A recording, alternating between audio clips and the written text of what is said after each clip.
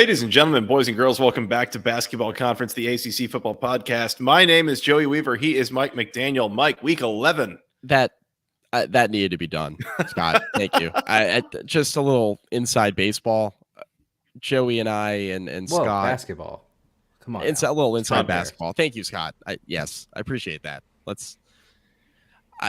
We discuss our general plan. I don't want to say that we plan, because that would be disingenuous, but we discuss our general plan of attack for these podcasts, right, before we hit record, and we were getting a little rambly, and Scott just hit the button, and we were going. We had our little countdown, and we're off to the races, and now we're past the point of no return. We are recording now. Here we are. Them's the rules. Those are facts, Mike. That live button up there in the corner says we are recording right now. It is week 11. We've got games to preview. It is Wednesday night, November the 8th. We got folks in the chat here with us at youtube.com/@the-ACC Football Podcast. I almost ran out of air at the end of that. I thank you guys so much for joining us here. Please join in the conversation. If you're listening to this after the fact, thank you for your listenership. Please hit that subscribe button. If you're on iTunes, if you're on Spotify especially, we're 3 subscribers away from 200. That's a big milestone for us. We appreciate it. If you're watching on YouTube, even after the fact, you haven't hit the subscribe button yet. We see you're out there. We're coming up on 300 subscribers.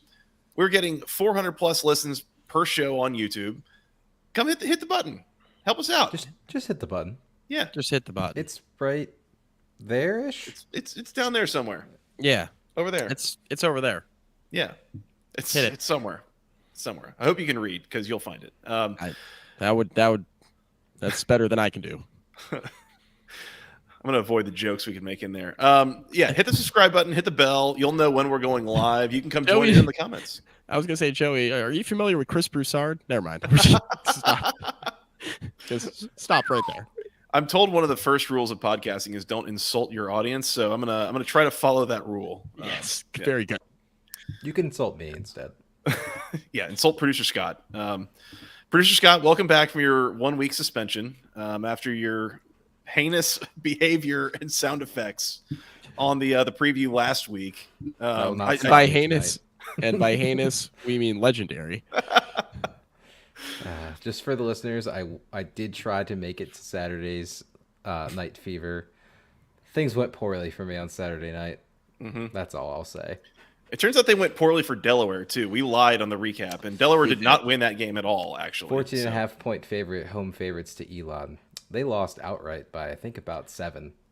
Yikes. I only remember the final score because we left when they were losing too much. So. That's a big yikes for Delaware. And I know we have our whole plan, what we want to talk about before we get into our picks. But would you guys allow me to call a quick audible? There's no rules, Mike. This is your show. Beautiful. Guys, it's Wednesday night Maction. Oh, no. What's going on now? They don't call them Bowling Green for nothing. Boys, the Bowling Green Falcons were 10.5 point favorites tonight. And the ever-astute Ari Wasserman of The Athletic tweeted, the one thing I've realized, a friend once told me when I guess somebody put $1 million bet on Kent State to cover 10.5. Oh my gosh. And Ari Wasserman said, a wise person once told me, he tagged his friend in the tweet.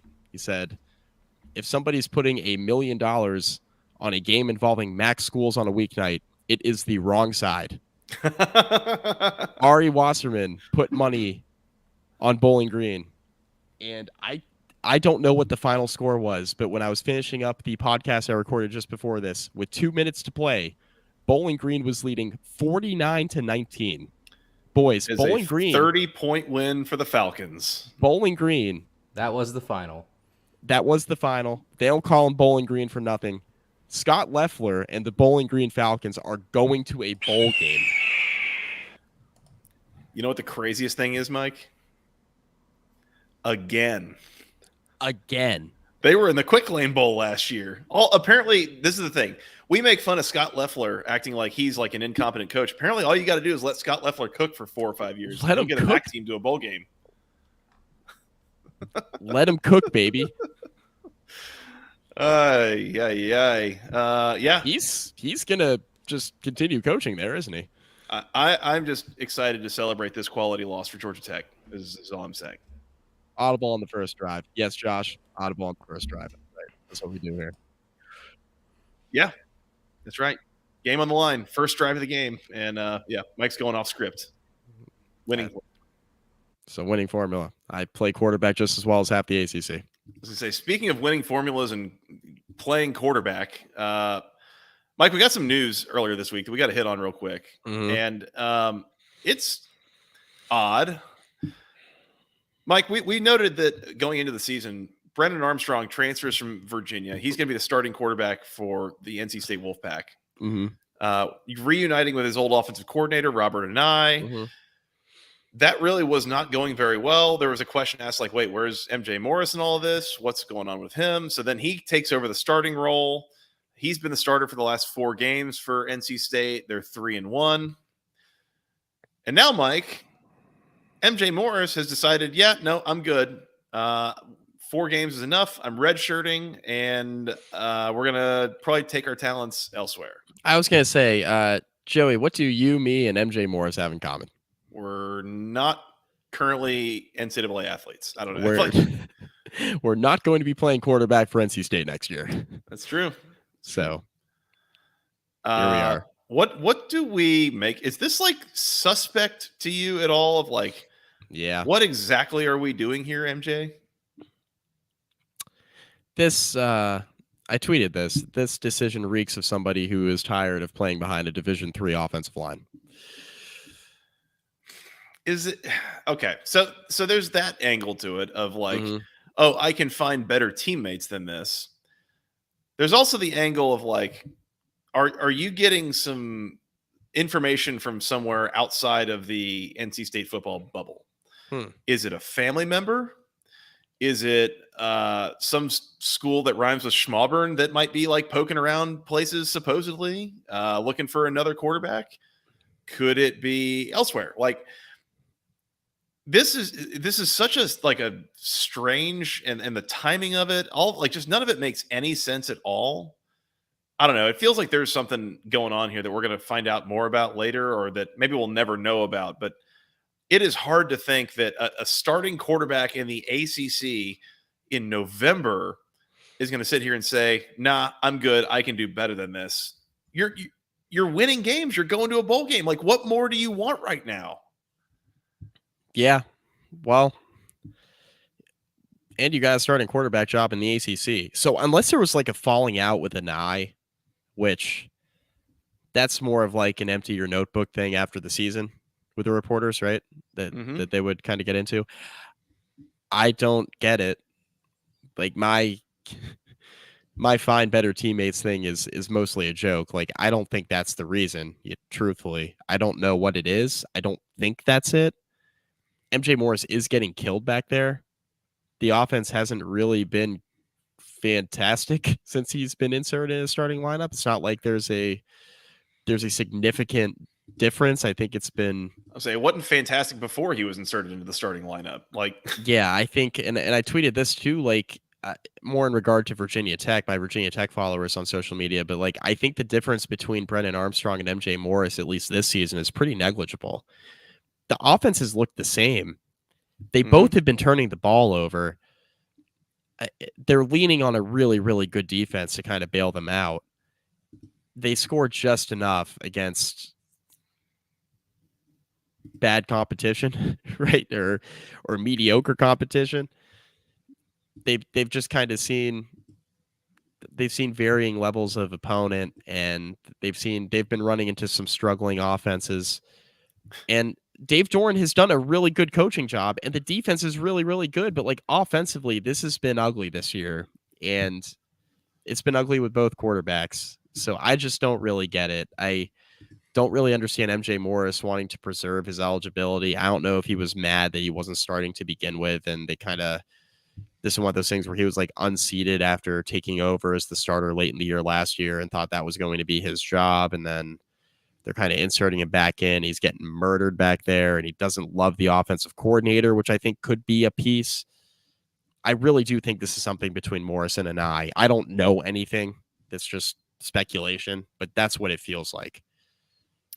I just think it's hilarious that you're talking about they've played varying levels of competition and some struggling offenses when, Mike, they're coming off back-to-back wins over Clemson and Miami. I know. Well, I mean, I would be remiss if I didn't point that out. I'm well aware. Like I said, varying levels of offense. Show me the lie. I mean, and by the way, from the standpoint of like, oh, I can do better than this and I can do better than the ACC, Mike, what was the first thing that I texted you when you started saying something about there were rumors that he might be doing this? What was it I said? You said maybe he just wants to play for Tim Beck. Well, I said that. That was one thing. And he's, by the way, the head coach at Coastal Carolina. So that's sub Power 5 A. B, what was the other thing I said he might have figured out? What did he figure out, Joey?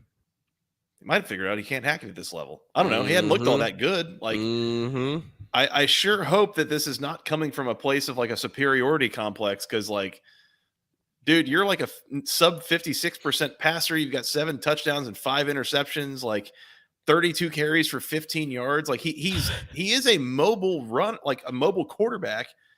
He hasn't proven anything. Like this just makes so little sense for me. And he's a guy who, I mean, again, Georgia Tech pursued him for a while as a recruit. He was a 4-star or a high 3-star guy by all the services. Like he's a very capable, athletic guy.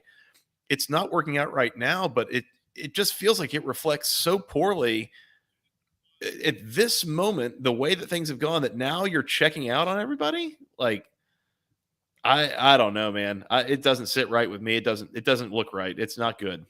Yeah. I don't really think this affects NC State too negatively the rest of the year. Yeah. And that's not to take a shot at MJ Morris. It just kind of is what it is. I've made my thoughts known on this offense. I don't think it really affects much of anything.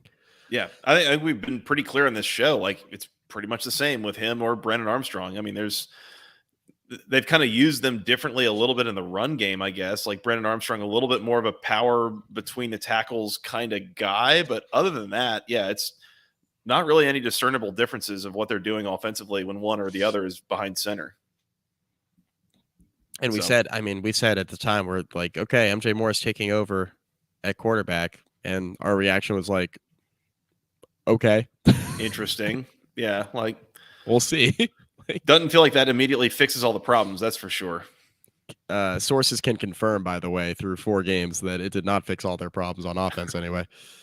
Nope. No, it did not. It did not. Mike, that's all I got here. You want to get on to some games or you got anything else here?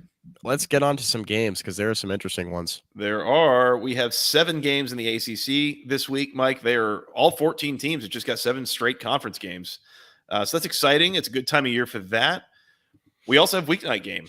Weeknight game. We have weeknight game. We have weeknight game. Yes. We have weeknight game. Singular. Just weeknight game.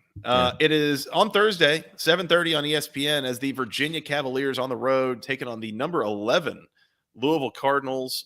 Louisville's a 20-point home favorite. Total is 50.5. I feel like there's one factor here that's going to determine like what's the right side here from a betting standpoint, basically. And I think it's how Anthony Calandria. Good Lord. I had a bad time talking on the recap. I'm having a bad time talking already. How does Anthony Calandria play in this game? And by the way, I'm also making the assumption that we're not going to see Tony Muskett here. That he, went out after one drive, immediately had the pads off, was walking around in a boot on the sideline on Saturday. Like this feels like something that we're not going to see Tony Muskett on Thursday. Assuming we don't, like 4 days later, probably not going to see him. So assuming we don't, and assuming it's Anthony Calandria, I thought the Anthony Calandria we saw on Saturday against Georgia Tech was like significantly less than what we saw earlier in the year, which is reasonable. Yeah, it's reasonable. I mean, again, a guy that I think it makes sense that the thought was he's just going to redshirt. He wasn't really planning on being in this game for any reason, really. And then Tony Muskett gets hurt, and he's all of a sudden thrust out there. And who knows how much of the game plan he was really comfortable with, or how much of that had to change. Like, it's understandable that he didn't look right in the spot that he was thrust into on Saturday. I mean, he's not getting first team reps.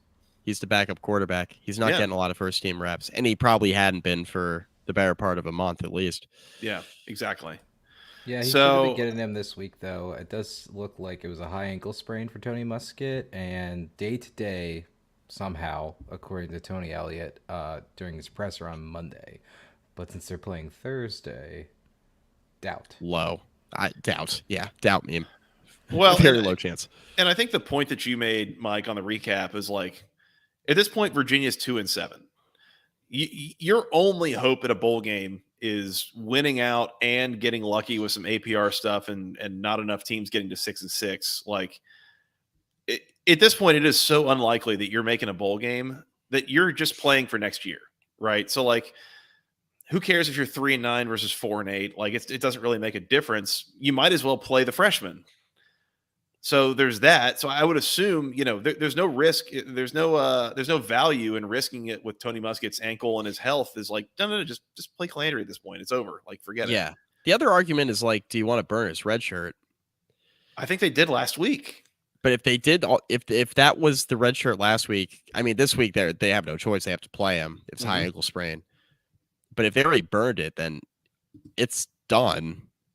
Yeah, let's just roll him out there and get him the experience. Just see what happens. Yeah, I mean, if nothing else, take some lumps, but get some game experience and some live snaps and live bullets. I mean, and just go for it. So, I think if you get a prepared and decent Anthony Calandria in this game, especially a couple of games that Louisville's come off of, looking at them going to Miami next week, I could see Virginia finding a way to keep this one close. And 20 is a lot of points, Mike. A lot of points on a short week. There's a hell of a lot of points. I think I'm taking Louisville. I really don't like laying 20 points, but I think I'm doing it with Louisville. But I'm doing it for the sake of the podcast. I think it needs to be done as well. I'm in agreement with you. Look, it's a short. All the reasons, right? Short week. Huge favorite. UVA bad quarterback situation. It seems like it's too easy to it seems too easy with the backup quarterback situation, right? It seems too easy. Short week factor, kind of okay, fine. A lot of points, but this Louisville team is good, and they're rolling right now. They're good. They're good on defense in particular. Against a freshman quarterback. They've given up 3 points in 120 minutes of football. Like, they are rolling right now. I mean, they pantsed Virginia Tech, an offense that had really been moving it before they played them. They beat the hell out of them. This is a situation for Virginia. Freshman quarterback, turnover prone. We've seen him throw it to the other team. This is a tough spot for UVA, I think. I'm concerned about the offense. I do think Virginia's defense will try to hang a little bit here. They have not been terrible defensively. I worry about Virginia moving it consistently on this Louisville defense. And Louisville's athletes on offense, I think, over the course of 4 quarters will really overwhelm UVA. I think Virginia will keep it closer than Virginia Tech did, just because I think that, there's potential for it to get out of hand, I guess, if Calandria starts tossing the ball to them like 4 times. I guess that's how it gets out of hand. But I think that there were some elements of that Virginia Tech game where, like, Louisville got some separation that they may not have otherwise if Drones kind of kept, took care of the ball and Tech wasn't playing out of 3rd and 15 the entire game. Yeah. So just stay ahead of the sticks a little bit if you're Virginia, and I think you can keep this semi-respectable for a while. But I think over the course of 4 quarters, I do feel like this is a Louisville winning cover situation. Lay 'em. They're really good. I think UVA showed some signs of improvement before this Georgia Tech game.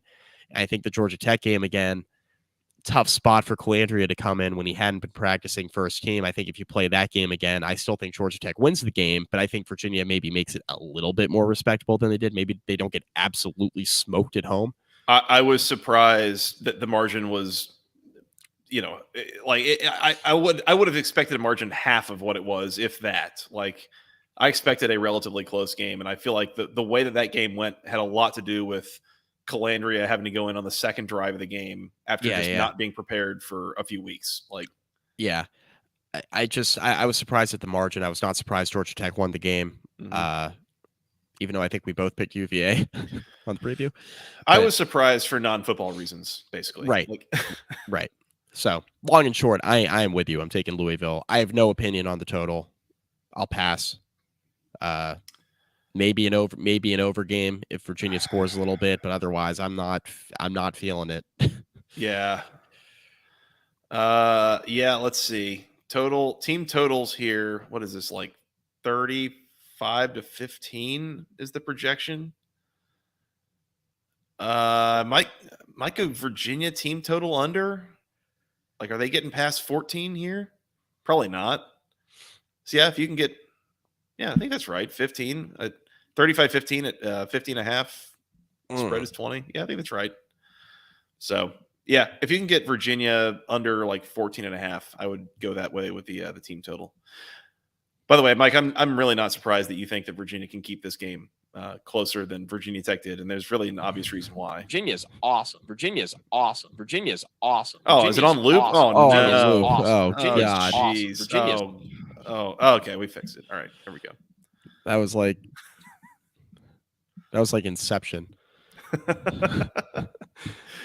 I mean, that movie's all about dreams. I assume this one was a nightmare, or that was more of a nightmare. Yes, that was Inception on cocaine. There you go. Which would not advise. Might be a little bit redundant, honestly, but it would be redundant. You think you heard that 5 times? You really heard it like 15 on coke. Next game. Louisville minus the 20 for both of us, and probably just pass on the overall total. I'm with you. You're really banking on a lot of score. I mean, the last 2 games, again, Louisville has allowed 3 points in 120 minutes, and those 2 games combined have gone a little bit over 50 points. So I guess if anything under, but I just wouldn't trust anything on a short week like this. So Louisville minus 20, and that's it for us. Yep. Let's move on to Saturday, Mike. At noon, we will start on the ACC network as your Virginia Tech Hokies on the road in Chestnut Hill, taking on the Boston College Eagles. Mike, Virginia Tech now a 1-point road favorite. Total is 49.5. Mike, Boston College opened up as, what was it, like a 3 or even a 4-point favorite here? 4.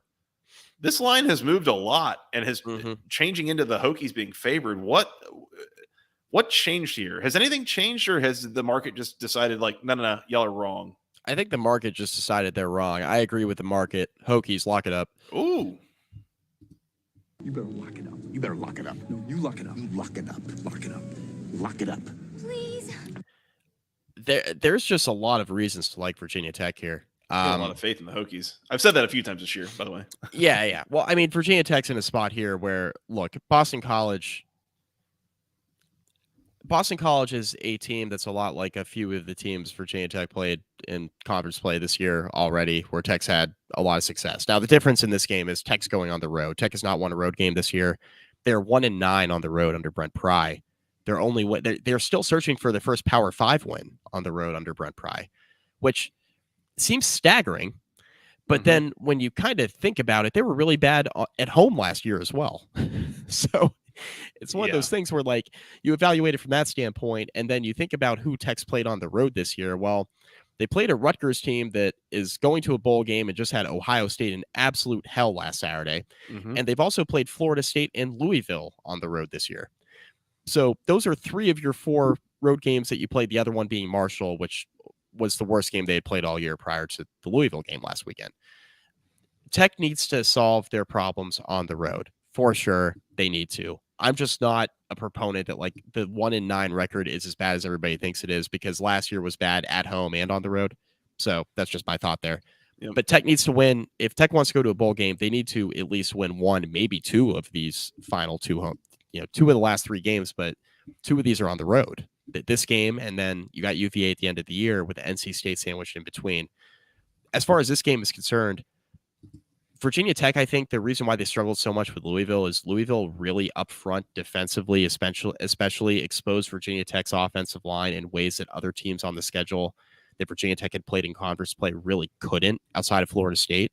Like Syracuse, Pittsburgh, and Wake Forest, pass rush, not fantastic. Like Pitt is probably the best out of those three teams I just named, and they're kind of having a down year up front. Not what we're used to out of Pat Narduzzi coach Pittsburgh teams. The reason why I bring that up is Boston College is 132nd out of 133 FBS teams in tackles for loss. Joey, that is really, really bad. So that's pretty low. It's hard to be much lower than that. It's really, really bad. Awful, if you will. Virginia Tech and Boston College both really struggle red zone defense wise, right? Mm-hmm. The difference is that Virginia Tech is like 110th nationally in red zone touchdown percentage on defense, which is not very good. Boston College is 132nd there as well. 132nd. Only Kent State is worse. The Kent State team that just lost by 1 million to Bowling Green tonight and giving up touchdowns in the red zone. Boston College has given up red zone touchdowns on 85% of opposing drives this year. Really, really bad. Really bad. Boston College's defense, not fantastic. They're really one-dimensional on offense. Where Virginia Tech has struggled defensively this year is containing the run. Hasn't necessarily been containing a running quarterback, because Boston College, a good rushing team, right? But good with a running quarterback. No Pat Garwo here. Kai Robichaux's questionable. Their third-string running back's questionable. Didn't play last week. They're really banged up in the running back room. This is if you stop Thomas Castellanos, you're probably winning the game, because I think Boston College is going to give up some points on defense. This is all about Virginia Tech here, in my opinion. This is not about Boston College. This is about Virginia Tech. If Virginia Tech loses this game, I've tweeted this a bunch this week.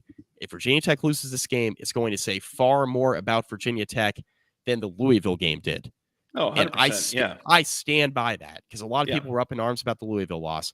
I stand by that. A loss here would say a lot more about direction of the program. This is way more of a fair fight. Way more of a fair fight. And Virginia Tech, I think this is a game where I think the offensive line has the potential to get right. And I think defensively, this is not a Boston College offense, even though they do the stats will tell you they're a good rushing team. Their running backs are not fantastic. Virginia Tech has played a lot better running backs on the schedule than the ones that they're going to see out of Boston College on Saturday. Thomas Castellanos raises the profile of this offense with the rushing attack. It's Castellanos. He is tied for fourth in the conference in interceptions. He's thrown 7 of them. He is banged up. Caleb brings up a good point. Castellanos is banged up too. Like, this is a game where if Virginia Tech goes and loses, it's because drones turned it over. It's because they didn't get up for the game, which is something to certainly be concerned about, right? Yeah. At noon in Chestnut Hill when 15 people are there. That's something to be concerned about. I just don't see the path for Boston College unless Virginia Tech totally falls apart defending the quarterback run, which is something, admittedly, they have been pretty decent at this year. Knock on wood. Mm-hmm. So I really like the Hokies in this spot to kind of get right, get back in the win column, put themselves back on the path to bowl eligibility. But it's not going to be an easy game. But I do think Virginia Tech wins this game by about a touchdown. Yep. It's interesting to note about Castellanos being banged up because I don't feel like I've read or like seen anything that specifically states that. But outside of leaving the game briefly last week. Yeah, he was out for like a drive or so. I also saw him throw 38 passes last week Why? Just totally unnecessarily. Why? Why? It seems like we're maybe trying to limit the workload. I would also call out that Thomas Castellanos is the leading rusher on this team, both in terms of yards and carries. He's got 147 rushing attempts so far in 9 games. That's a lot. Like, and you know, it's a lot for anybody, but especially for a quarterback who, if I'm not mistaken, listed at about 5'10", 200 pounds. Like, that is, you know, that's a relatively small frame to be taking that many hits or you know, being, you know, anyways. So there's that. I think there's definitely something to that.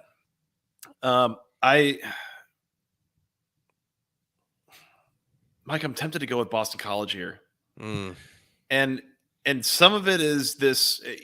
It's weird. You mentioned the Hokies playing on the road thing. There was something that was mentioned a few weeks ago with Georgia Tech, and I think it was around that Boston College game of why does Georgia Tech play so much more poorly at home than they do on the road? And there was something that came out about when they were at home, they practice a little bit on Fridays, and then they're a little bit tired for the game. So there's a lot of nuance, weekly routine stuff that can play into how does a team play at home on the road, that kind of thing. So there might be something to that of the Hokies not playing all that well on the road. You've mentioned specifically the Hokies do not play well historically in Chestnut Hill. This is a little bit of a House of Horrors situation for them. That I think that's worth noting here as well. Boston College is on a 5-game winning streak. I posted some facts on Twitter yesterday that I suspect Boston College fans not going to be a fan of, but you can like facts or you can not like facts. That's up to you. But they're facts. And the other fact is that Boston College won 5 in a row. And I don't know. It's I can keep trying to bet against Boston College, which I wouldn't have bet against them last week, as we said, if I'd known Garrett Schrader's not playing. Mm-hmm. I bet on them 2 weeks ago against UConn. They didn't cover that. But do I think that Boston College can win a game here and kind of keep it rolling in this particular spot against this particular Hokies team? Man, the betting market tells me not to. When you go from Boston College as a 3-point favorite or so and moving it all the way to the Hokies favored, it tells me not to. Similar to the Syracuse line movement. Maybe I'm throwing Boston College fans and listeners a bone here, but you're scared of the furries. Give me the Eagles at home. Yeah, I'll take Boston College at home to win the game. They just seem to keep finding ways, and I can spit all the facts I want about quality and who they've beaten and by how much and how they've done it, but seems like that hasn't really changed anything yet. So I guess just give me Boston College outright, and if I'm wrong, I'm wrong. Average margin of victory. You can thank your Georgia Tech Yellow Jackets for driving this number up. Average margin of victory in their 6 wins is 6.33. Think about the teams that Boston College has played.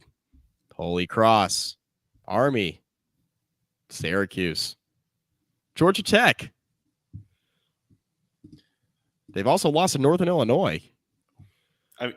God, this would be rough. This would be rough for Virginia Tech, man. This would be rough. This would be not a great look. This is kind of call it a pivotal game for Brent Pry's image, I guess, with the fan base. Which is you dumb. win this, you feel pretty good. You lose this, you don't feel very good. Which is dumb. Which in total, I don't want to totally derail this. It's dumb because they've already shown vast improvement from last year. Yeah. This is an improved team. Agreed. It's dumb, but agree with you. That's going to be a conversation if they lose. Yeah. Again, just looking at SP Plus, Boston College has 6 wins. 4 of them are against teams ranked lower than them, all by 1 score. 1 is by Syracuse, or against Syracuse, ranked above them, but falling rapidly. And that was also a 1-score ugly win last week. So I don't know. Again, the numbers tell me that Boston College isn't that good. The record tells me that they're pretty good. So maybe it's somewhere in between. I don't know. Luckiest team in the P5. Hope that continues. That's also a fact I tweeted out, by the way. Yeah. The BC fans that were real mad online at you, they prefer alternative facts. Yeah. Where were they on January 6th? Anyways. Jesus. Don't press in. I'm kidding. I don't know, man. Some of the things people were tweeting at both you and I does make you wonder where they were. Oh, I'm kidding. We tell jokes about everybody's teams and fan base, everything on this podcast. I was making Zima jokes last week about Virginia. Look, it's not just you, Boston College. It's everybody. It's okay. Everybody's fair game here. Everybody is fair game. That's right. All right. Boston College outright for me. Mike has Virginia Tech -1 locked up. Should we just get the hell out of here and move on? We're done for the night? We could be, or we could talk about the noon game on ABC, which is my Georgia Tech Yellow Jackets on the road in Clemson, South Carolina, taking on the Tigers in Death Valley. Georgia Tech currently a 14-point underdog, which makes Clemson a 14-point favorite. Pass. Total is 55.5. Producer Scott, are we sure this line is 14? Yeah, I mean, I'll check again for you. I feel like that's like the lowest I've seen it. I feel like I've seen it at 14.5. I've seen it like as high as 17.5 or 18, even higher. Odds earlier by in the week. ESPN bet per ESPN says it's Clemson -14. I will check on an alternative book for you as you continue. I was going to say, just this is the smallest number I've seen so far. And I think my main idea here is if I can get more than 14, if I can get 14.5 or more with Georgia Tech, I want the points for sure. Yeah. Have you checked America's favorite online sportsbook? Definitely have not.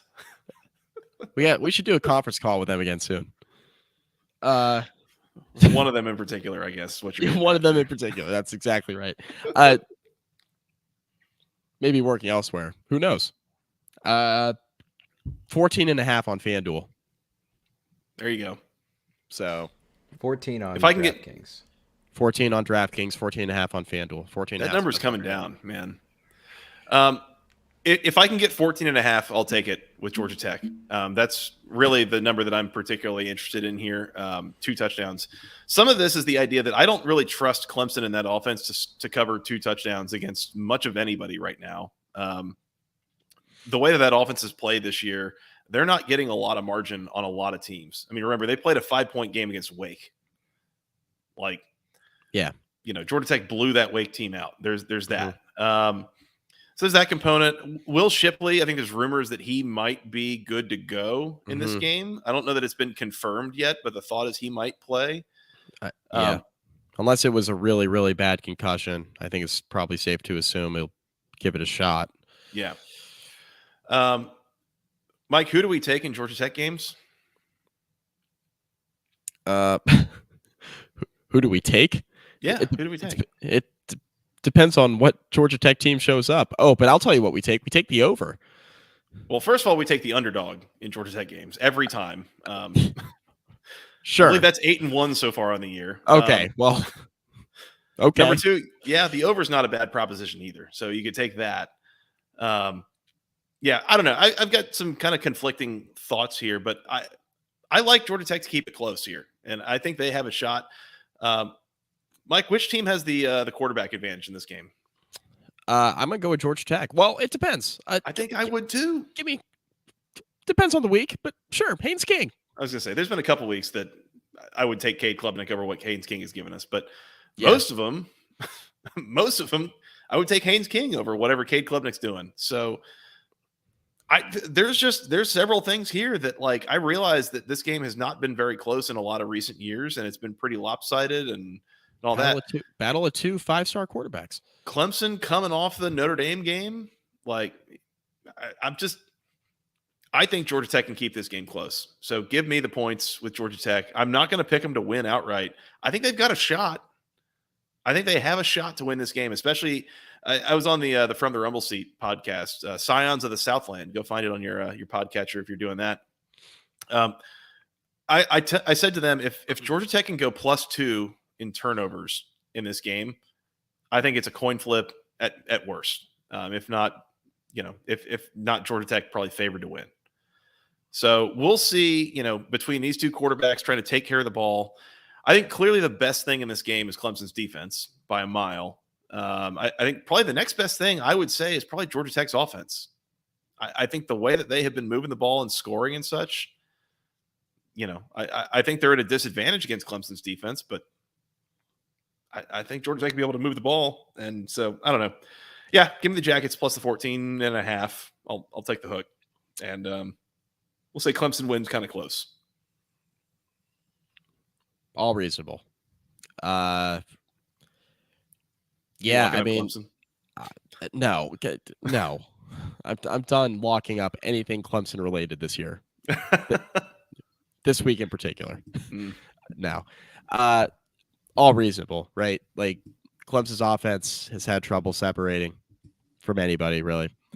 Took a couple of, let's just say, fortunate events for them to separate from Notre Dame last week. They did. They got the win. Huge win for Dabo. Needed it real bad. I don't think the offense is fixed by any stretch. Getting Will Shipley back would help. Like, that would really help. I don't know. So, like, if Clemson commits to running the football here, I don't know if Georgia Tech's going to stop it. That's kind of my concern, right? Like, I think Georgia Tech can move the ball on Clemson some? Absolutely, I do. Do I think that Clemson, over the course of 4 quarters, is prone to making a mistake or two offensively against a bad Georgia Tech defense? Absolutely, I do. What's going to give, right? I think I'm going with Clemson at home, just running the ball. Found something with Phil Maffa last week. Even if Shipley's back in the lineup, mix Maffa in a little bit more. He looked really good, man. The more I see Phil Maffa run the ball, the more I'm wondering, like, why isn't he getting more carries? And Will Shipley's really good. So, makes you wonder. I don't know if I trust Georgia Tech's defense on the road in this spot. I think that Haynes King will play fine, but I do think he'll turn it over once or twice. And as we saw in the Notre Dame game last week, that's all Sam Hartman really had to do, is turn it over once or twice and really put Clemson, set him up with a short field, put him in a good spot. And that was a team that, a Notre Dame defense that, we thought going in would have a lot more success stopping the Clemson rushing attack, and they couldn't. And Georgia Tech's unit is way worse than Notre Dame's against the run. And so if this is kind of a similar path here where King throws Clemson's defense the ball a time or two, and Clemson commits to running the football again this week, I think they'll have some success once again. I'm going to take the Tigers here. I could see it being like a backdoor situation. I do think Georgia Tech's going to be competitive. Don't get me wrong. I don't think this is like a blowout or anything like that. But I do think as far as the spread's concerned, I'm going to roll with Clemson, especially at 14 and a half. That's like a hold my nose and pick Clemson. I'm with you on that one. Like, if it gets outside 14, it's up closer to 15, 16. I think that's when I'm starting to consider Georgia Tech, because that's kind of where I see this falling. I see this as like a 15, 16 point game. And I think if you're starting to get Georgia Tech up at that number, then I think that's one you could definitely consider. So give me Clemson. Give me Clemson with the 14-point spread at home. I would lean over. Now, I will say that kind of contradicts my pick, though, a little bit, because I do think if Clemson wins and covers the spread, I think it's more likely to be an under game. Like, I think it would take Georgia Tech, it would take Clemson scoring in the 30s, which I think is doable, right? They did it last week, but I think Georgia Tech will have a little bit of success offensively here. And I do think I'm going to lean over. So I'm kind of contradicting myself a little bit, but I lean over on the total, but I do think Clemson covers close. Georgia Tech overs have done really pretty well for most of this year. I see what you're saying. I think that you're probably right. Clemson's going to score their points in this game. Depending on the metric that you look at, Georgia Tech has like at least a bottom 10, if not a bottom 5, like rushing defense in the power, and not only in the Power 5, like in all of FBS. Like, it's not good. They switched defensive coordinators mid-year. That seems like it's improved things a little bit, but not really all that substantially. So that's the thing that concerns me, is the one thing that Clemson consistently does well, when that offense works well enough, is run the ball. And so that's what they're going to try to do. They're probably going to succeed at it. Right. Just, can you get enough stops, get off the field, and then, hit some shots on your own offense? And so I think they'll be able to do enough to keep it close. I think the last couple of weeks, especially, the offense has functioned really well. I think Buster Faulkner's had some really good game plans, and they have he's really been pretty good from a play calling standpoint and such. Can you do enough to move the ball, put some points on the board, and keep this thing close? I think they can. The one thing the one other thing I just want to note in regard to why it's so frustrating betting on Clemson games is because sometimes Garrett Riley gets pass happy for no reason. Mm-hmm. And, sometimes we look up and Klubnik has thrown the ball like 30, 35 times and you're left kind of scratching your head like, why? Why? The receiving core isn't fantastic. Like, it's fine. Klubnik has shown that when he throws the ball that often, he turns it over some. You have two good running backs. Why don't you just hand the ball off a million times? Yep. And I don't know. He tends to get pass happy. That's just something to monitor. Yep. Something to keep in mind. Mm-hmm. All right. I'll take Georgia Tech in the points. You will take Clemson and lay them. I do think Clemson wins, but, I think it's inside of 14. It might be 7 or 10. But we'll see. I don't know.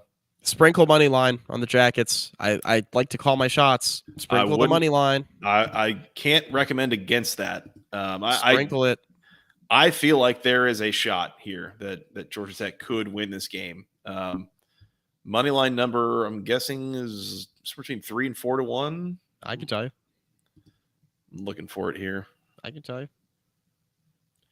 I just had it up. Should be able to get to it quickly. Good podcasting. Good podcasting. And here it is. Ooh, yeah, almost 5 to 1. They're plus 490 on plus 490 on the money line right now. I would sprinkle that. I would take my chances. Absolutely. That's worth a small wager. Again, Clemson coming off of Notre Dame and Tyler and Spartanburg. I mean, Yeah. Which was he a plant? This is where our society has gotten us, Mike, is that nothing is real, everything's fake. And Tyler from Spartanburg is not a real person. He's an actor. Yes. Yep. Did Aaron Rodgers even tear his Achilles? I saw that one this week too. Is this an inside job? Yeah. I don't know. Anyways, all right. Taking the points for me, Clemson and Lamb for Mike, but sprinkle the money line just in case. I'm with you there. Sprinkle it. That's right. Mike, the noon preview is brought to you by section103.com, the internet's premier place for all things wonderful Georgia Tech apparel. They got t-shirts, they got sweatshirts, hoodies, something for men, women, children, something for the whole family, all the official Tech gold, all the official word marks. They got jerseys supporting Haynes King and Dante Smith and Zach Pyron. Mike, it's basketball season. I don't know if you knew this. College basketball started this week. They got a great new Georgia Tech basketball shirt out. And they got a couple shirts, one white, one gold. It's a jersey for Miles Kelly of the Georgia Tech basketball team. That's like the only name on the basketball team that I know right now, other than Damon Stoudemire. That's a fun one too. But in any case, if you want to support the NIL efforts of Miles Kelly or Haynes King, Zach Pyron, Dante Smith, any of them, go to Section 103. Use do they got one for Josh Pastner? Not yet. No. No Josh Pastner. Weird. No Josh Pastner search. Yeah, it turns out. It's odd. Use promo code GOACC for 10% off your first order at section103.com. I in most normal places, the weather is turning. It's getting cooler. You might be going to a football game or something outdoors, and you need something to keep you warm. That's where you would go get the super soft, fancy, great looking, super comfy gray Coach hoodie from section103.com. I had it on like 2 weeks ago when it was actually like cool and like seasonally appropriate weather here for a moment. But since then, it's basically been like 90 again every day because I live in a wonderful, perfect place. So, in any case, if you need normal weather gear for this time of year, once again, go to section103.com. Use promo code GOACC for 10% off your first order. Shout out to Steven and the gang. Appreciate their partnership. Keep it tuned to them. A lot of social media stuff that they do, putting out special one-day deals. New products again, like the basketball stuff and the Miles Kelly jersey. Like, go hit the subscribe button so that they're letting you know when they got new stuff coming out. Yep, and let's just run through the rest of our sponsors right now. Let's just do it. Let's just fire from the hip, baby. I support you. We are also sponsored by Homefield Apparel. Use the promo code GOACC at checkout at Homefield Apparel, 15% off your first order. Guys, they got bomber jackets. The bomber jackets are sick. The bomber jackets are also, for as affordable as the Homefield Apparel stuff is, the bomber jackets are more on the pricey side. That's why you're going to want to use your promo code GOACC at checkout for 15% off your first order of those bomber jackets I'm talking about for your respective school. Guys, they are sick. Homefield has also asked me to push these because they're very popular and they're very cool. They're going quick, by the way. So, like, if you're trying to get those for Christmas, go get them now. Go get them now. Yes, cannot recommend that enough. So yeah, shout out to Whitney, our Homefield rep. She's been really helpful, been really responsive to all the questions we've had, all that stuff.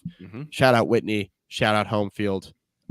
They have very comfortable clothing, of course, outside the bomber jackets we're all aware of. Shirts, sweatshirts, you name it, they got it. All the ACC schools, except for Stanford, they got them. Very comfortable collegiate apparel. Go check out homefieldapparel.com and use that promo code. They've also got some new snapback hats, by the way, for a few basketball schools, which includes Louisville. So if you're a Louisville fan listening to this, go get a snapback hat. Use that promo code to get one of those. Unfortunately, these are for basketball schools, so they do not have one available for NC State just yet. So just sorry about that, Wolfpack. You know, they've got other things for you, though. Right. There it is. Moving on, we are also sponsored by Vividseats. I can't emphasize this next part enough. You have to use the link that's in the description of this video. Use the link. Click on that.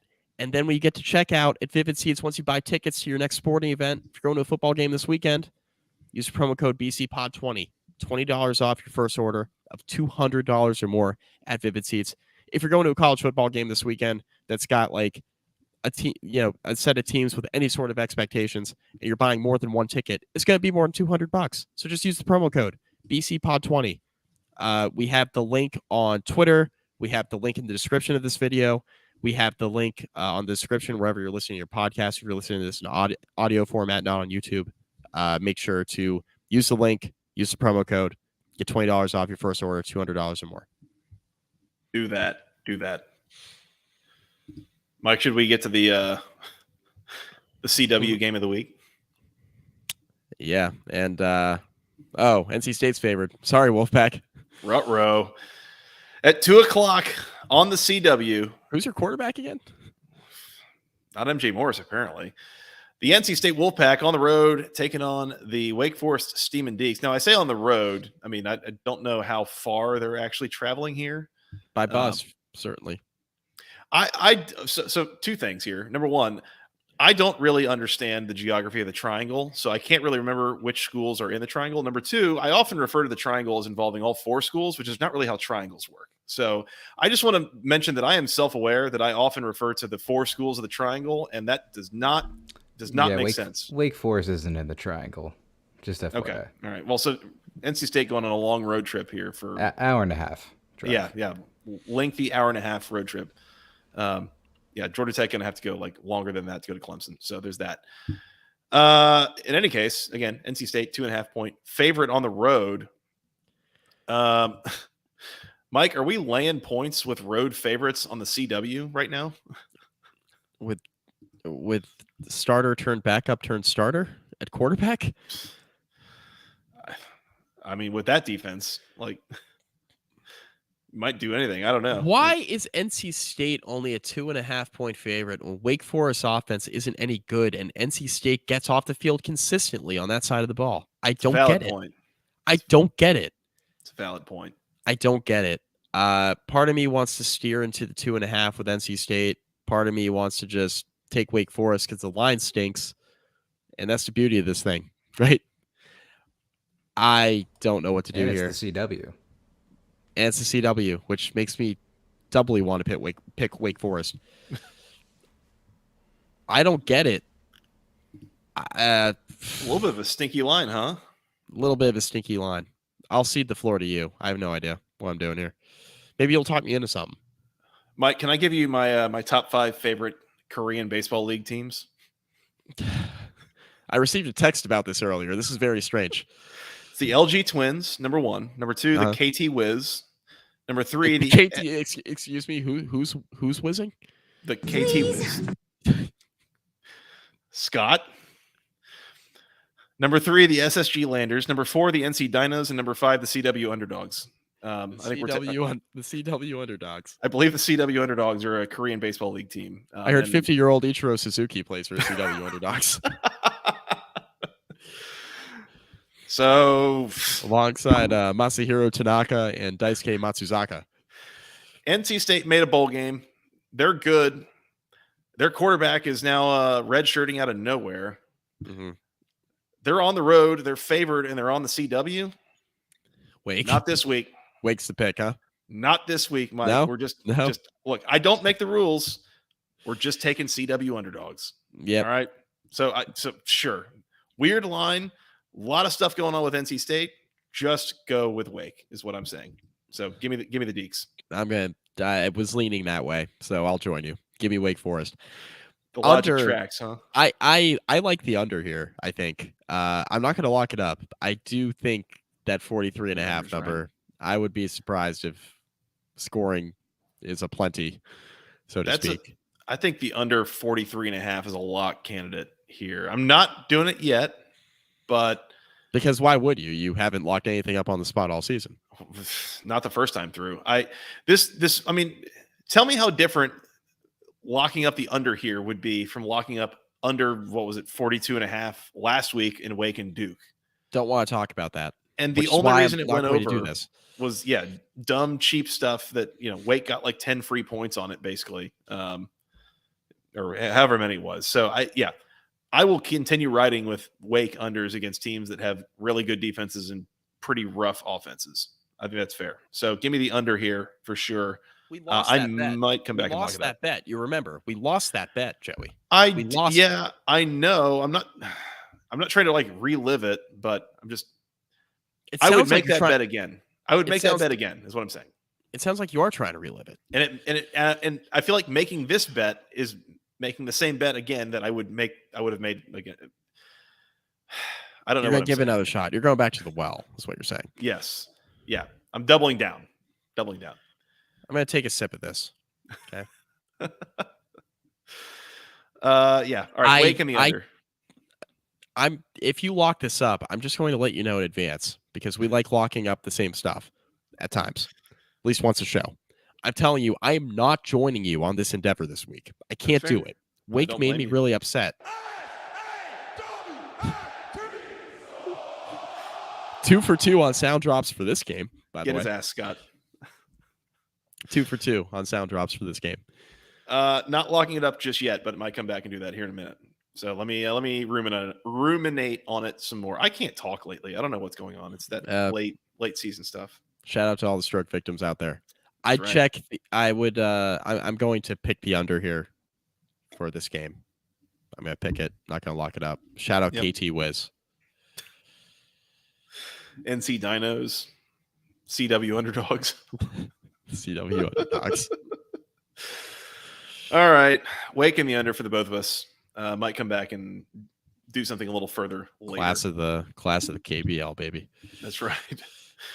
Let's move on, Mike, to 3:30 on ABC. It's that time, Mike. First of all, hi Cam. Sorry that we didn't get you on this episode. It's that time of year. It's probably for the best, Cam, to be honest with you. For you, it's probably for the best. Cam's Miami Hurricanes are on the road in Tallahassee, taking on the number 4 Florida State Seminoles. The Noles are a 14-point favorite in this game. The total is 50.5. Strange question for you, Mike. Does this line feel a little bit short to you? Seems a little light. What do you make of that? Is Keon Coleman playing? Is Johnny Wilson playing? I feel like I haven't heard a lot of updates on either of them in like various recent weeks, and then all of a sudden it's like, oh yeah, like they're not playing this week. It's like, where did that come from? What happened? Yeah. So yeah, sure. Maybe neither of them plays. I don't know. Yeah. I have the quote from Norvell if you want to hear it from Monday's presser.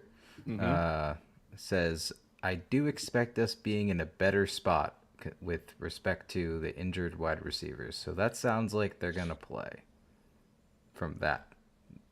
Sounds like one of them might play. I mean, you heard the man, Mike. He expects him to be in a better place. So, yeah, lay the 14 with Florida State. There we go. That's it. Yeah.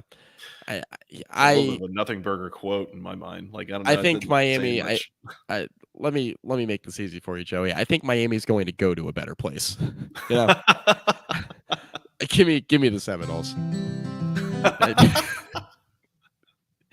That's a different lock sound. That's interesting.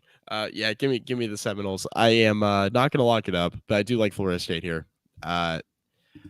Florida State had, when they've been interested in playing this year, they've been really good. Mm-hmm. They've been real good all year. They're undefeated. They haven't lost, all that good stuff. But when they've been really interested and they've been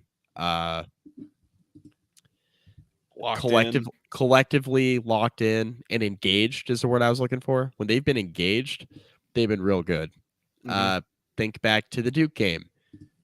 Think back to LSU. When they've been engaged and ready to rock, they've been really good.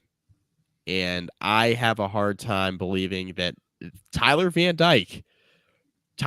Turnover, I have a hard time thinking that he is going to go to Tallahassee and not turn the ball over. Mm-hmm. That would be a development, is what that would be. Not that wouldn't be a surprise. That would be a development. Like, that would be something he really hasn't done in a couple years, is not turn the ball over. That's been kind of his thing. And I sent you a clip on Twitter, Joey, of teams starting to drop guys in, drop 8 in coverage. And I think the tweet from a Florida State fan was, watch these teams drop 8 in coverage and let Tyler Van Dyke cook. And what they meant by letting Tyler Van Dyke cook was throw into double and triple coverage and get intercepted. I think that's a highlight reel of basically, and I replied with this, like, this is basically the same 2 interceptions over and over and over. It's there's something like there's some sort of disconnect there right now with what Tyler Van Dyke is seeing and what he's supposed to be seeing. Like, yeah.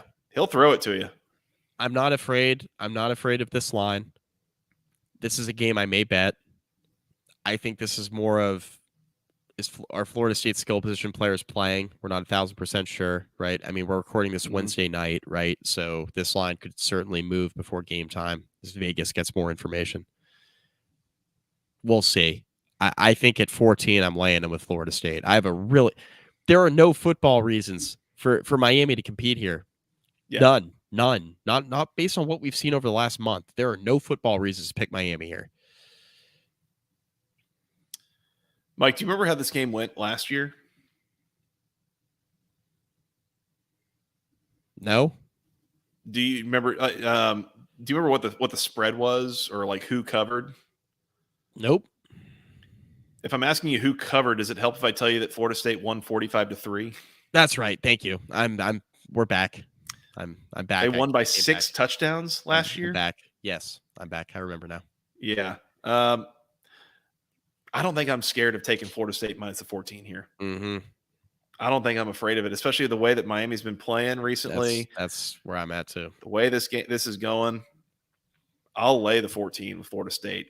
Yeah. And you know what, Mike? You know how confident I'm feeling? You know how much I don't lock things up as we go through the first time? Mm-hmm.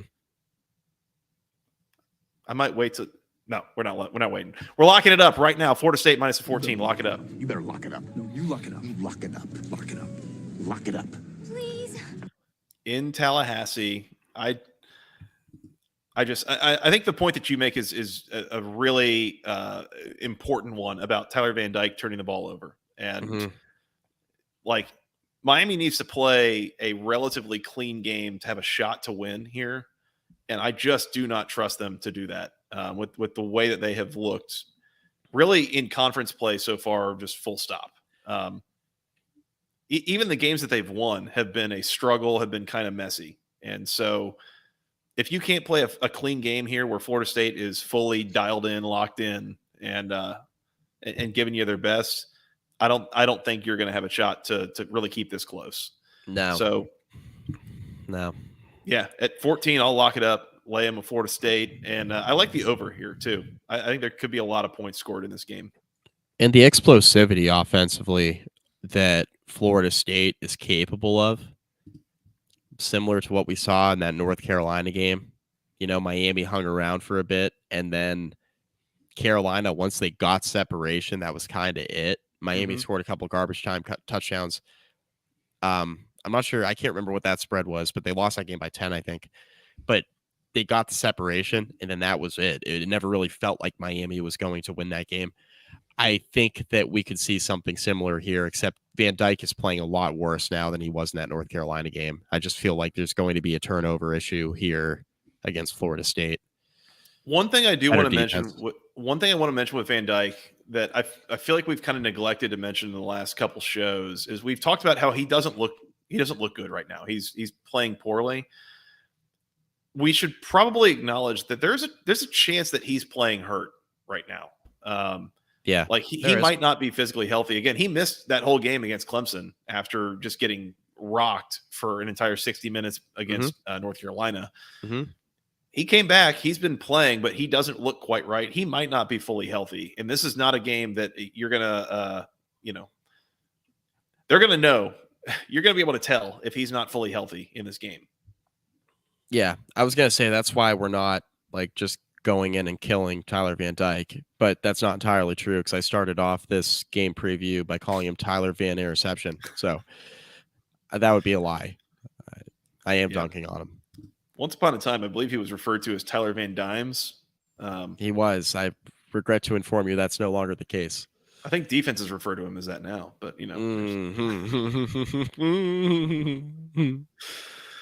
I get it. I have Florida State locked up and the over. You have Florida State minus the number there as well, Mike. No opinion on the total. Yeah, fair enough. Also at 3:30 on the ACC network, the Pitt Panthers on the road in the JMA Wireless Dome, the Carrier Dome, taking on the Syracuse Orange. Mike, first of all, this is gross. This is gross. This is some sick shit. Pitt is a 3-point road favorite. Total is 37.5. I feel like we may have had one other total in the ACC this year that was in the 30s. This is rough. Mike, what does it take from an opponent for Pitt to be a road favorite in a conference game right now? How little does Vegas think of Syracuse at the moment?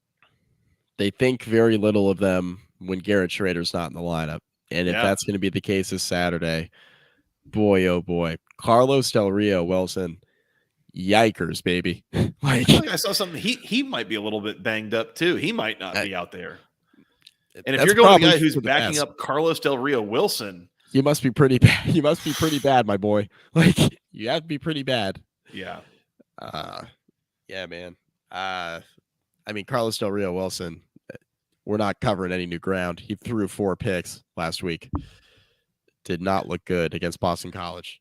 Through 17 passes, 11 of them were completed. 4 of them completed to defenders. What was he afraid of the pass? Excuse me, afraid of the pass rush? BC doesn't have one. What are we doing? Bad, real bad. This is disgusting. Welcome to the Big Ten West, by the way. Oh, this is in Yankee Stadium, by the way. I should probably mention that. Yeah, not the JMA Wireless Dome. This is in Yankee Stadium. Yeah. Which, this is. Ricky mentioned this on Hokie Hangover earlier tonight, and I'm going to steal this from him because it was very funny. This is not the most meaningless game that has been played this year inside Yankee Stadium. Ricky's an Orioles fan, by the way. Yep. So that tracks. Get him, Ricky. Get him. I saw multiple remarks about the Iowa Northwestern game last weekend that was in Wrigley Field. And first of all, that was the 8th highest scoring game in Wrigley Field this year. The other 7 were, of course, Cubs games. And then you saw the total being 31. It was okay, look, wind's blowing in. It's a pitcher's park. We're taking the under. And sure enough, he got there. So I bet it. Was profitable. Not even a sweat. Not even a sweat. Couldn't wait to fire that one off. I want to take Syracuse so badly with the number being what it is and Me too. Against Pitt. I don't think I can do it, Mike. I can't do it either. I can't do it either. I need to see some sign of life from Syracuse that we have not seen the last 2 weeks. Prove me wrong. And like I said, you got Georgia Tech in Atlanta next weekend. There's probably going to be a Pokemon Center, like instant heal of the entire roster, but before then, and you're going to go down there and win the game. So congrats in advance there. But for this week, I can't do it. I can't do it. Lay him with Pittsburgh. Not in good conscience. And give me the under 37.5. Yeah. Yeah. The under is, 37.5. So I haven't really gotten an opportunity to talk about the total too much yet, outside of just my joke about welcome to the Big Ten West. This is a lot of points. It's a lot of points. This is a lot. This is a lot of points. You're still talking about the total or the spread? Christian God. Christian Bayar has not been stupendous, let's put it that way. And if Syracuse trots Carlos Del Rio Wilson back out there, boy oh boy, the only path to really going over, in my opinion, would be if he sets Pittsburgh up with a bunch of short fields. And even then, I'm not sure Pittsburgh's offense is going to get in the end zone a bunch. Yeah. No. Syracuse's defense has had a couple of rough games, but they've been generally okay this year. 37.5 feels like a lot of points. I'm not going to lock it up because I think there's a turnover propensity here, but I am going to take the under in this game, under 37.5. And I agree with you. I'm laying him with Pittsburgh. I cannot, in good conscience, right now, take Syracuse. Especially that they're not in the Dome. They're playing at Yankee Stadium. Why? Yeah. Why are they playing in Yankee Stadium? Sure. If you had, well, they don't have Sean Tucker. They haven't had him all year. If you have Garrett Schrader, able to contribute to the run game in the way that maybe he was a month or so ago, I would probably be in on Syracuse here. Maybe to win the game, but just seems unlikely that you're going to have him. And again, with the elements at play, that doesn't help anything either.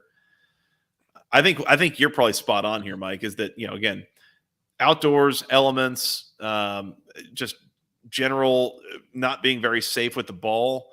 Turnovers are probably the biggest concern when you look at the under here. You could get a couple short fields, and even if you do, I still don't trust the offenses to do a whole lot with them. I don't either. But not enough to lock it up. You can't ignore the possibility. So right. Yeah, Pitt and the under for the both of us. Good? Yep. Good.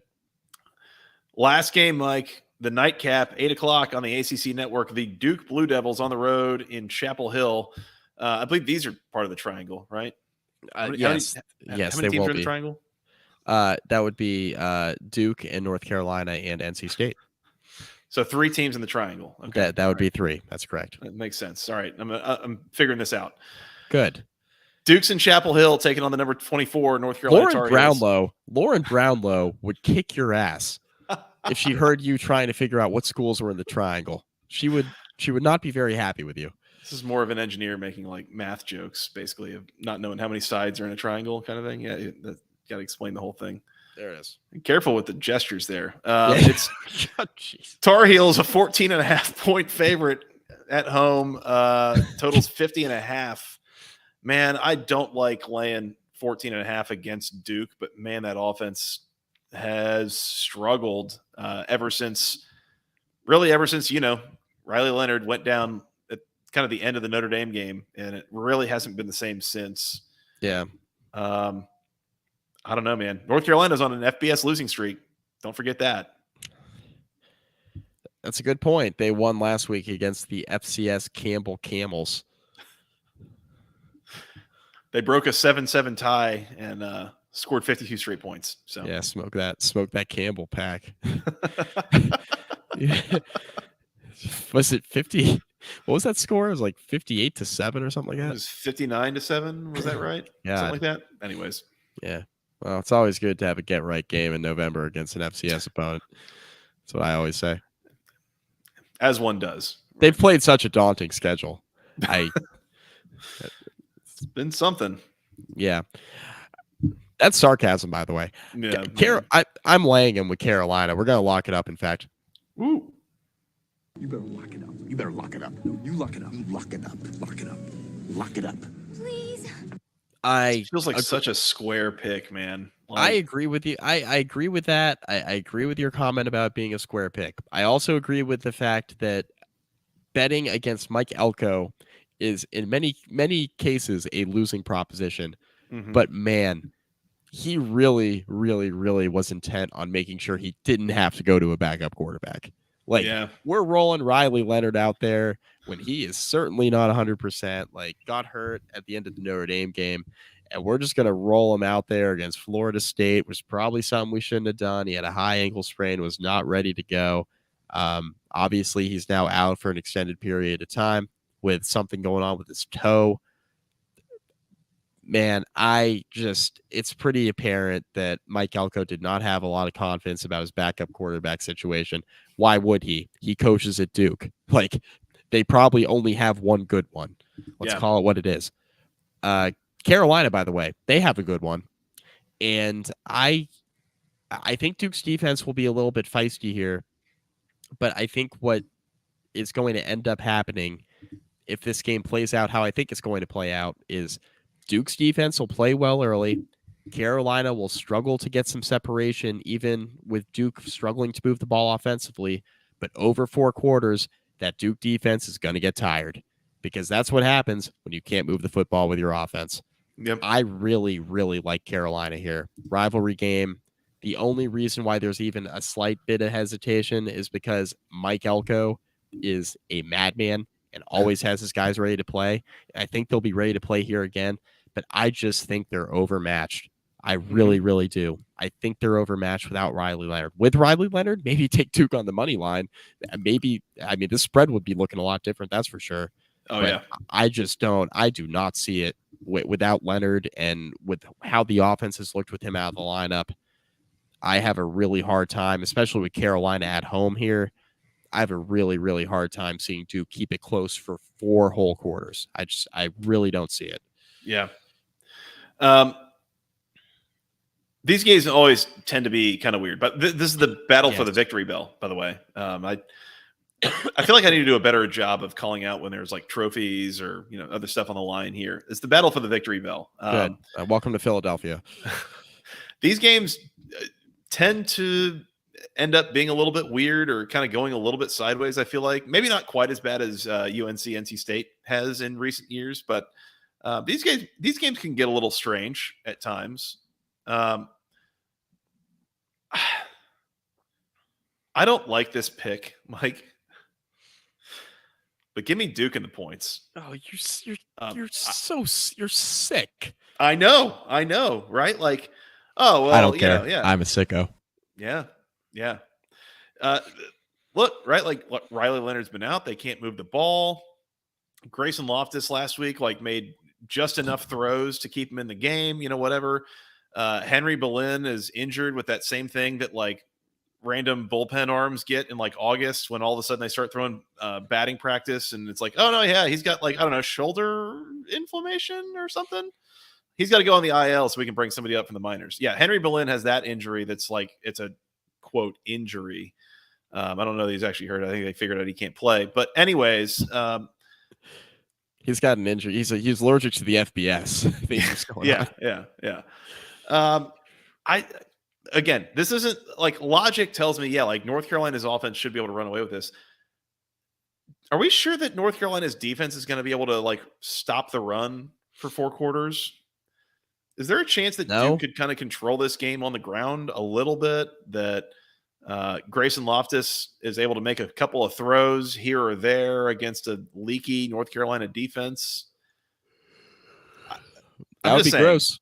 Rivalry game. I think Mike Elko is the best coach on either sideline. I think Duke's defense has been pretty good. I think the back door might be open later in the game. I don't trust North Carolina right now to get more than 2 touchdowns of separation against this Duke team, even without Riley Leonard at quarterback. So I don't feel good about it. Like, this is going to be a hold on to your butts kind of special, I think. I wouldn't feel good about it either. I think this is a hold on to your butts kind of situation, but give me Duke and the points. I think they can make this competitive and make it a 10-point game or something like that. I would lean with the under here, certainly if you're taking Duke to cover. I don't think Duke's scoring a lot of points here. I would be stunned if Duke scores more than 17 to 20. Like, I think that's it. But yeah, I don't know. At that point, 50, maybe leave the total alone. Leave the total alone. Yeah. We're working through it live on the show. No interest. We'll do it live. No interest. Yeah. So give me Duke and the points. I'll go get your lock. I'm not locking it up, but definitely not. But I wouldn't be locking it up with a freshman quarterback. Yeah. Whatever Loftus is. I don't need that in my life. Don't need it. All right. North Carolina locked up for you. Duke locked up or not locked up. Just picked for me. Just picked. It's late. You're really talking yourself into it, though. I guess so. Mike, that's all we got for these games. Should we go back and recap some locks? Yep. You have Virginia Tech -1 against Boston College on that's on Saturday. Sorry, not on Thursday night. You have North Carolina -14.5 against Duke. I have Florida State -14 against Miami. And just for good measure, let me just throw in NC State Wake Forest under. What was that number again? Was that the 37.5? No, that wasn't. It was 43.5. I think 43.5. Yeah, under 43.5 in NC State Wake Forest. You better lock it up. You better lock it up. No, you lock it up. You lock it up. Lock it up. Lock it up. Please. And thank you. You're welcome. Well, thanks. Mike, anything else on week 11? We're good, man. Scott, anything? Did we miss anything? What did we forget? Your dignity? Our what? Our dignity? Yeah. Oh, yeah. Gone. I mean, taking Wake to cover against NC State, we both did that, and that's disgusting. A disgusting. God bless pick. the CW underdogs. Simply a gross pick. Shout out, Wiz. We'll see how that goes. Shout out, Wiz. All right. Let's work on getting out of here. First of all, are we doing Saturday Night Fever this week? I think we are. I don't see why not. Don't see. Yeah. I think we have to, is what we've said in the past in this podcast. So if you want to join us after these games are over to talk about the day that was and get involved in the recap, come find us. We're at youtube.com/@the-ACC Football Podcast. Hit the subscribe button, hit the bell icon to be notified when we're going live Saturday night. It'll be probably a few minutes after midnight Eastern. Mm-hmm. But yeah, we'll jump on here, recap the games and the day that was, and share in all the fun that is 7 ACC games on Saturday. So come join us there. We'd love for it to be a little bit earlier than midnight Eastern, but I work and don't want to get fired. Right. So right. That's how that works. Yeah. Yeah. So try not to get Mike fired and just be okay with us going live a few minutes after midnight. Yeah. Please do. Or just listen to it wherever you get your podcast afterwards. That's fine. You could do that. It all counts. It all counts for us. It's all fine. It's all fine. Yes, it's all fine. Mike, we're on Twitter. I'm at FTRS Joey. You're at Mike McDaniel SI, together at BC Podcast ACC. You could send us an email with questions, comments, concerns to the longest email address known to man, basketballconferencepodcast@gmail.com. Nailed it. Thank you. I kind of stretched that one out there for a second just to give you a second there. I don't know if you noticed that. I did. Yeah, because I was yawning. Yeah. It's late. I still gotta edit a podcast after this. It's gonna be yikes. Me too. We'll be up together, Scott. Beautiful. Thanks, Scott. Yep. Yes. Thank you. Or else I'd be editing 2 tonight, or Joey would have to do one. So that'd be Team No Sleep. We're on iTunes. We're on Google. We're on Amazon. We're on Spotify. All those good places you go find your audio podcasts. Hit the follow and the subscribe button there. We'd appreciate that.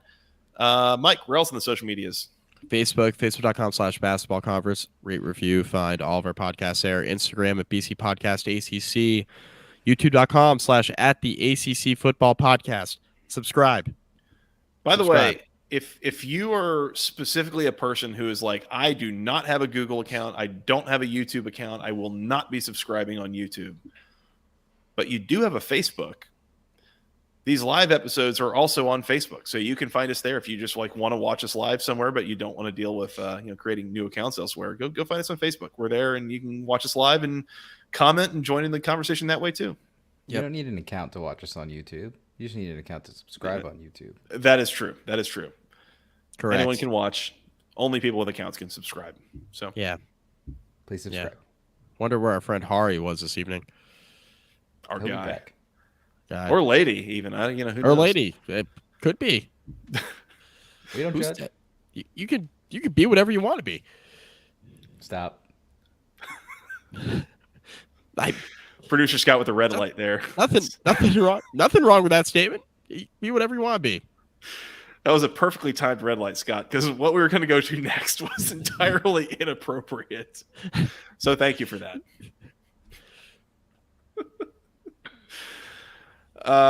Mike, anything else before we get out of here? Nope. Nope. It's really nice having Scott here to like help edit the podcast, produce the podcast, like all that stuff. It's even nicer when he gives us the red light and can keep things within the rails. So thank you. Or for at that, the Scott. beginning of this podcast tonight, he gave us the green light. We just said we're going. We're starting this podcast. That's right. That's right. All right, boys. Enjoy the games. You want to come back and recap on Saturday Night Live? Yep, let's do it. Saturday Night Fever. So Saturday Night Live. avoid Oh, okay. Copyright infringements or whatever. Live on NBC. We'll do that. Midnight Eastern, youtube.com/@the ACC Football Podcast. We will see y'all then. Until then, for Mr. Mike McDaniel, for Mr. Producer Scott, I am Joey Weaver. Thank you guys so much for listening. We will talk to you again soon. Enjoy the games. And until next time, go ACC.